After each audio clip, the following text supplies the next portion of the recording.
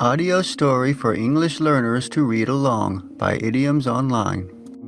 The Strange Orchid by H.G. Wells from 30 Strange Stories by H.G. Wells. H.G. Wells is the author of The Time Machine, The Invisible Man, and The War of the Worlds. The Strange Orchid. The buying of orchids always has in it a certain speculative flavor. You have before you the brown, shriveled lump of tissue, and for the rest you must trust your judgment, or the auctioneer, or your good luck as your taste may incline. The plant may be moribund or dead, or it may be just a respectable purchase, fair value for your money, or perhaps, for the thing has happened again and again, there slowly unfolds before the delighted eyes of the happy purchaser, day after day, some new variety, some novel richness, a strange twist of the labellum, or some subtler coloration of unexpected mimicry. Pride, beauty, and profit blossom together on one delicate green spike, and it may be even immortality. For the new miracle of nature may stand in need of a new specific name, and what so convenient as that of its discoverer? John Smithia. There have been worse names. It was perhaps the hope of some such happy discovery that made Winter Wedderburn such a frequent attendant at these sales. That hope, and also maybe the fact that he had nothing else of the slightest interest to do in the world. He was a shy, lonely, rather ineffectual man, provided with just enough income to keep off the spur of necessity and not enough nervous energy to make him seek any exacting employments. He might have collected stamps or coins, or translated Horace, or bound books, or invented new species of diatoms. But as it happened, he grew orchids, and had one ambitious little hothouse. "I have a fancy," he said over his coffee, "that something is going to happen to me today." He spoke, as he moved in thought, slowly. "Oh, don't say that," said his housekeeper, who was also his remote cousin. For something happening was a euphemism that meant only one thing to her. "You misunderstand me. I mean nothing unpleasant, though what I do mean I scarcely know. Today," he continued after a pause, "Peters are going to sell a batch of plants from the Andamans and the Indies. I shall go up and see what they have. It may be I shall buy something good unawares.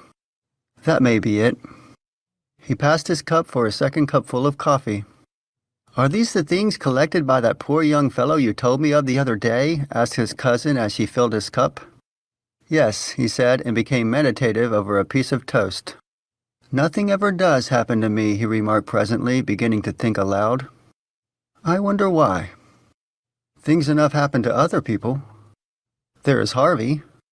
Only the other week on Monday he picked up 6 pence. On Wednesday his chicks all had the staggers. On Friday his cousin came home from Australia, and on Saturday he broke his ankle. What a whirl of excitement, compared to me." "I think I would rather be without so much excitement," said his housekeeper. "It can't be good for you." "I suppose it's troublesome. Still, you see, nothing ever happens to me. When I was a little boy I never had accidents. I never fell in love as I grew up. Never married. I wonder how it feels to have something happen to you, something really remarkable. That orchid collector was only 36, 20 years younger than myself when he died. And he had been married twice and divorced once. He had had malarial fever 4 times, and once he broke his thigh. He killed a Malay once, and once he was wounded by a poisoned dart. And in the end he was killed by jungle leeches.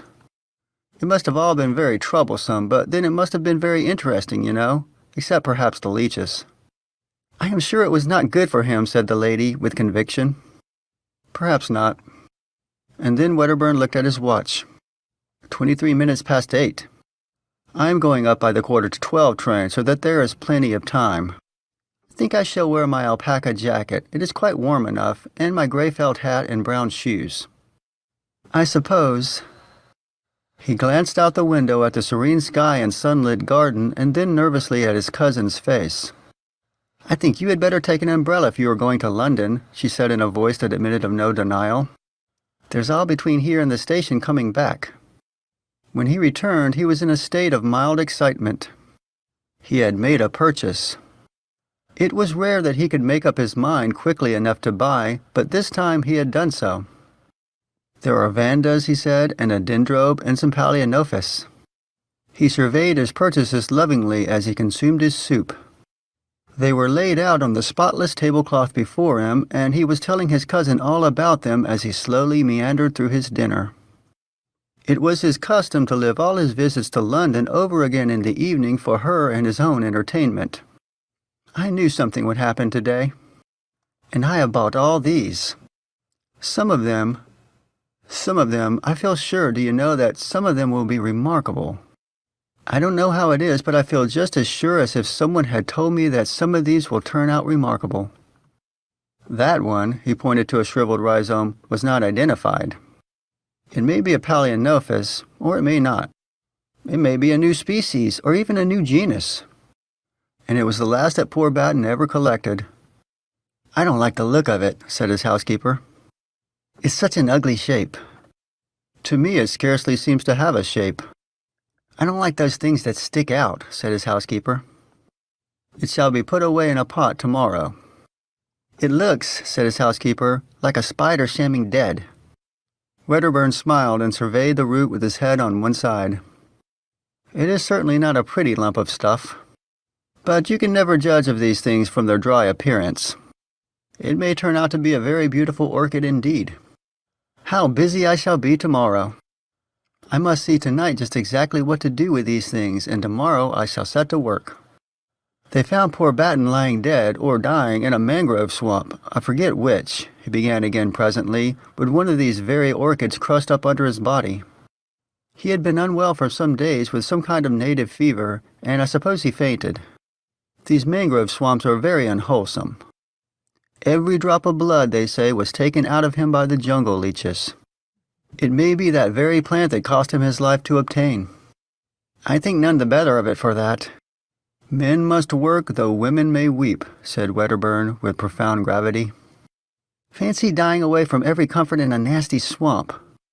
Fancy being ill of fever with nothing to take but chlorodyne and quinine. If men were left to themselves, they would live on chlorodyne and quinine, and no one round you but horrible natives. They say the Andaman Islanders are most disgusting wretches, and anyhow they can scarcely make good nurses, not having the necessary training. And just for people in England to have orchids. I don't suppose it was comfortable, but some men seem to enjoy that kind of thing, said Wedderburn. Anyhow, the natives of his party were sufficiently civilized to take care of all his collection until his colleague, who was an ornithologist, came back again from the interior, though they could not tell the species of the orchid and had let it wither. And it makes these things more interesting. It makes them disgusting.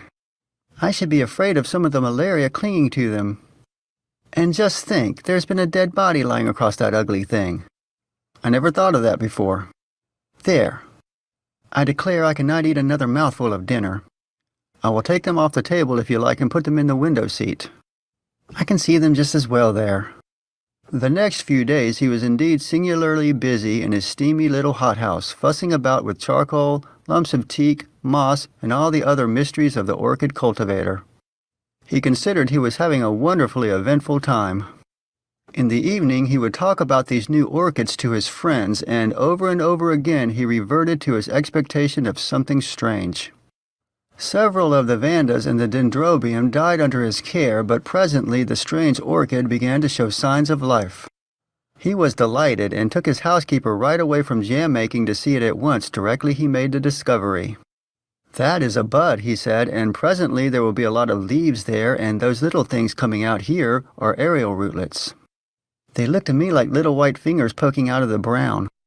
I don't like them, said his housekeeper. Why not? I don't know. They look like fingers trying to get at you. I can't help my likes and dislikes.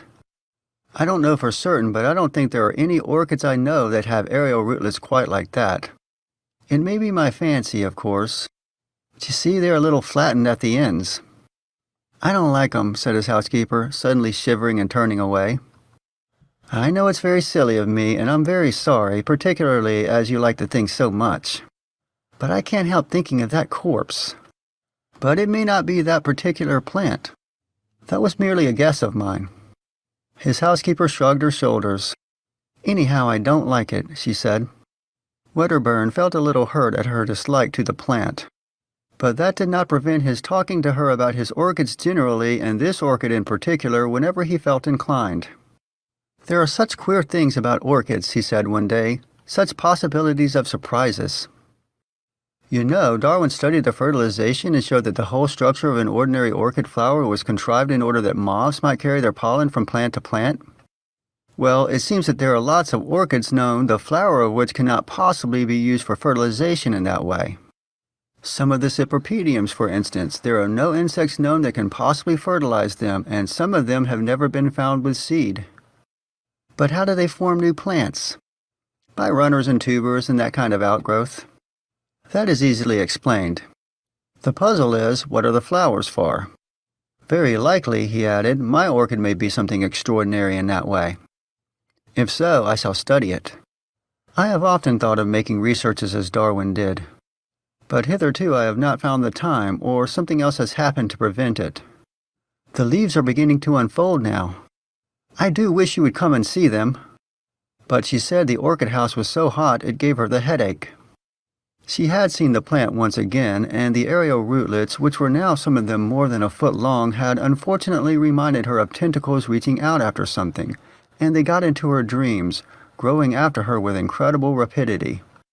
So that she had settled to her entire satisfaction that she would not see that plant again, and Wedderburn had to admire its leaves alone. They were of the ordinary broad form, and a deep glossy green, with splashes and dots of deep red towards the base. He knew of no other leaves quite like them. The plant was placed on a low bench near the thermometer, and close by was a simple arrangement by which a tap dripped on the hot water pipes and kept the air steamy. And he spent his afternoons now with some regularity meditating on the approaching flowering of this strange plant. And at last the great thing happened. Directly he entered the little glass house he knew that the spike had burst out, although his great Palaeonophis loei hid the corner where his new darling stood. There was a new odor in the air, a rich, intensely sweet scent that overpowered every other in the crowded, steaming little greenhouse. Directly he noticed this, he hurried down to the strange orchid. And behold, the trailing green spikes bore now 3 great splashes of blossom from which this overpowering sweetness proceeded. He stopped before them in an ecstasy of admiration. The flowers were white with streaks of golden orange upon the petals. The heavy labellum was coiled into an intricate projection, and a wonderful bluish purple mingled there with the gold. He could see at once that the genus was altogether a new one. And the insufferable scent! How hot the place was! The blossoms swam before his eyes. He would see if the temperature was right. He made a step towards the thermometer. Suddenly everything appeared unsteady. The bricks on the floor were dancing up and down. Then the white blossoms, the green leaves behind them, the whole greenhouse seemed to sweep sideways, and then in a curve upward. At 4:30 his cousin made the tea, according to their invariable custom. But Wedderburn did not come in for his tea. He is worshipping that horrid orchid, she told herself, and waited 10 minutes. His watch must have stopped. I will go and call him. She went straight to the hothouse and, opening the door, called his name. There was no reply. She noticed that the air was very close and loaded with an intense perfume. Then she saw something lying on the bricks between the hot water pipes. For a minute, perhaps, she stood motionless. He was lying, face upward, at the foot of the strange orchid. The tentacle-like aerial rootlets no longer swayed freely in the air, but were crowded together, a tangle of gray ropes, and stretched tight with their ends closely applied to his chin and neck and hands. She did not understand. Then she saw from under one of the exultant tentacles upon his cheek there trickled a little thread of blood. With an inarticulate cry she ran towards him and tried to pull him away from the leech-like suckers. She snapped 2 of these tentacles, and their sap dripped red. Then the overpowering scent of the blossom began to make her head reel. How they clung to him!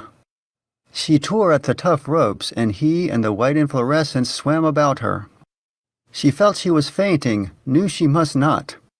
She left him and hastily opened the nearest door, and after she had panted for a moment in the fresh air, she had a brilliant inspiration. She caught up a flower pot and smashed in the windows at the end of the greenhouse. Then she re-entered. She tugged now with renewed strength at Wedderburn's motionless body and brought the strange orchid crashing to the floor. It still clung with the grimmest tenacity to its victim. In a frenzy, she lugged it and him into the open air. Then she thought of tearing through the sucker rootlets one by one, and in another minute she had released him and was dragging him away from the horror. He was white and bleeding from a dozen circular patches. The odd job man was coming up the garden, amazed at the smashing of glass, and saw her emerge, hauling the inanimate body with red-stained hands. For a moment he thought impossible things. "Bring some water," she cried, and her voice dispelled his fancies. When, with unnatural alacrity, he returned with the water, he found her weeping with excitement and with Wedderburn's head upon her knee, wiping the blood from his face. "What's the matter?" said Wedderburn, opening his eyes feebly and closing them again at once. "Go and tell Annie to come out here to me, and then go to Dr. Haddon at once," she said to the odd job man so soon as he brought the water, and added, seeing he hesitated, "I will tell you all about it when you come back." Presently Wedderburn opened his eyes again, and seeing that he was troubled by the puzzle of his position, she explained to him, "You fainted in the hothouse." "And the orchid?" "I will see to that," she said. Wedderburn had lost a good deal of blood, but beyond that he suffered no very great injury. They gave him brandy mixed with some pink extract of meat and carried him upstairs to bed. His housekeeper told her incredible story in fragments to Dr. Haddon. "Come to the orchid house and see," she said. The cold air was blowing in through the open door, and the sickly perfume was almost dispelled. Most of the torn aerial rootlets lay already withered amidst a number of dark stains upon the bricks. The stem of the inflorescence was broken by the fall of the plant, and the flowers were going limp and brown at the edges of the petals. The doctor stooped towards it, then saw that one of the aerial rootlets still stirred feebly, and hesitated. The next morning the strange orchid still lay there, black now and putrescent. The door banged intermittently in the morning breeze, and all the array of Wedderburn's orchids were shriveled and prostrate. But Wedderburn himself was bright and garrulous upstairs in the story of his strange adventure.